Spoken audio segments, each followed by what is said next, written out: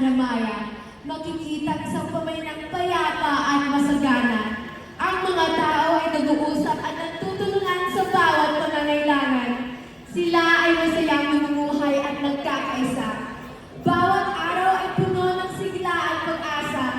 Ang pamumuno ni Manti, ang pinuno ng bayan at ama ni Alaya ay nagbibigay ng kaayusan. At ang buong bayan ay masigla at buo. Ngunit ang bagong lahat ng nagkakasili. Sa kanyang pagdating na nigas at takot ang mga tao. Tumakbo ang tago. Ninawasak ang mga taniman. Ang kayamanan ng bayan. Tahimik ang sinabang sumubok na sumuway. Dating masayang pagkakanan ay napuno ng takot. At pati si Mantalaya ay walang magawa laban sa kalubitan ng sulit. Pati na rin ang mga tao hindi ginayang kalubitan ng sulit. Sinubukan nilang lumaban upang ipagtanggol ang kanilang bayan. Ngunit walang pag-asa! Maraming taong suwi, marami ang nasugatan, at halos masira ang buong pamainan. Pati si Manti ay lubhang nasugatan habang pinoprotektahan ang kanilang bayan.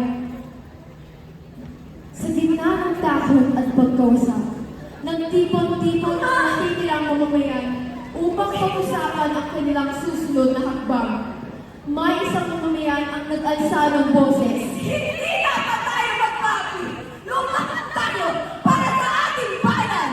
Ang kanyang sigaw ay nagbigay ng inspirasyon sa iba. Sama-sama nilang kilala kung paano harapin si Siri. Gamit ang kanilang lakas at determinasyon. Laban! Laban!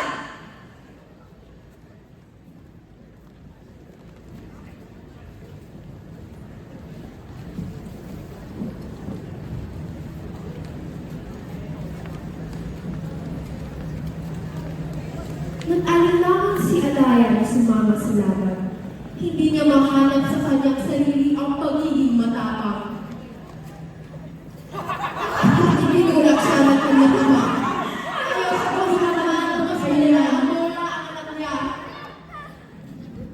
Nang magsimula ang laban. Ngunit nasuwi.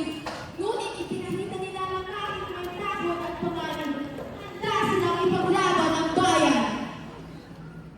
Sa gitna ng kanilang plano at laban, isiniwanag ang nagpakita kay Alaya. Isang liwata na nagngangalang Sidla. Ipinagkaloob ni Sidla ang lakas at tapang kay Alaya. Sa tulong ni Sidla, mas lalo pa ang